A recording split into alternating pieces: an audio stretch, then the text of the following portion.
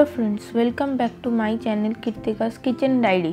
কিছুদিন পরেই লক্ষ্মী পুজো, তাই আজ আমি আপনাদের সাথে লক্ষ্মী পুজো স্পেশাল রেসিপি হিসাবে চিড়ের মোয়ার রেসিপি শেয়ার করব।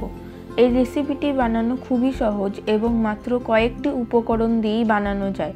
তাহলে চলুন দেখে নেওয়া যাক আমার আজকের লক্ষ্মী পুজো স্পেশাল চিড়ের মোয়ার রেসিপি। আর আমার এই ভিডিওটি যদি ভালো লেগে থাকে তাহলে অবশ্যই ভিডিওটিকে একটি লাইক ও শেয়ার করে দেবেন, আর আমার চ্যানেলটিকেও সাবস্ক্রাইব করে দেবেন যদি এখনো না করে থাকেন। তো চিড়ের মোয়া বানানোর জন্য এখানে আমি সবার প্রথমে একটা কড়াইয়ের মধ্যে হাফ কাপ পরিমাণে জল দিয়ে দেব। এবারে গ্যাসের ফ্লেমটা হাই করে দিয়ে আমি জলটাকে ফুটতে দেব। জলটা ভালো মতো ফুটে গেলে ওর মধ্যে দিয়ে দেব 250 গ্রাম পরিমাণে আখের গুড়। এখানে আমি 300 গ্রাম পরিমাণে চিড়ে দিয়ে মোয়া বানাবো, আর 300 গ্রাম পরিমাণে চিড়ের জন্য কিন্তু প্রয়োজন 250 গ্রাম পরিমাণে আখের গুড়। এই মাপটা কিন্তু অবশ্যই মাথায় রাখতে হবে, কারণ গুড়ের মাপ আর চিড়ের মাপ যদি একই হয় তাহলে মোয়া ভালো হবে না। এবারে গ্যাসের ফ্লেমটাকে হাই করে দিয়ে আমি গুড়টাকে ভালো করে জাল হতে দেব। গ্যাসের ফ্লেম লো করে কিন্তু কখনোই গুড় জাল দেবেন না। 3 থেকে 4 মিনিট ধরে গুড়টাকে ভালো করে জাল দিয়ে নেওয়ার পর এবারে গুড়টা ঠিকঠাকভাবে চিড়ের মোয়া বানানোর জন্য জাল হয়েছে কিনা সেটা চেক করার জন্য এখানে আমি একটা বাটিতে কিছুটা পরিমাণে জল নিয়ে ওর মধ্যে অল্প পরিমাণে জাল করা গুড়টাকে দিয়ে হাত দিয়ে তুললে যদি দেখেন যে গুড়টা এক জায়গায় দলা পাকিয়ে আসছে, তখন বুঝবেন যে চিড়ের মোয়া বানানোর জন্য গুড়টা আমাদের একদম পারফেক্টভাবে জাল করা হয়ে গিয়েছে।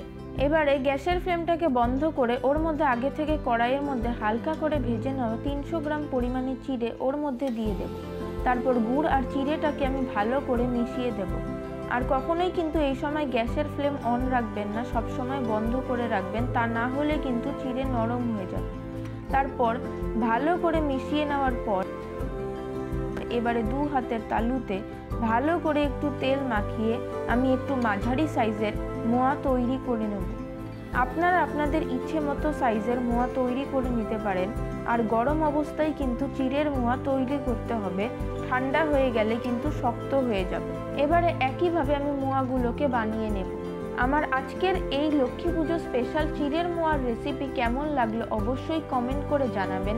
যদি ভালো লেগে থাকে তাহলে আপনারাও লক্ষ্মী পুজোর জন্য বাড়িতে এইভাবে খুব সহজেই চিড়ের মোয়া বানিয়ে নিতে পারেন। আশা করি আপনাদেরও একদম পারফেক্ট মোয়া তৈরি হবে। আমার চ্যানেলে নতুন হলে অবশ্যই চ্যানেলটিকে সাবস্ক্রাইব করে পাশে থাকা বেল আইকনটিকেও প্রেস করে দেবেন, যাতে আমার রেসিপিগুলো সবার আগে আপনাদের কাছে পৌঁছে যায়। আর আমার এই ভিডিওটিকেও অবশ্যই একটি লাইক ও শেয়ার করে দেবেন। আজকের মতো এই পর্যন্ত, আবার ফিরে আসবো নতুন কোনো রেসিপি নিয়ে। সকলে খুব ভালো থাকবেন, সুস্থ থাকবেন। ধন্যবাদ।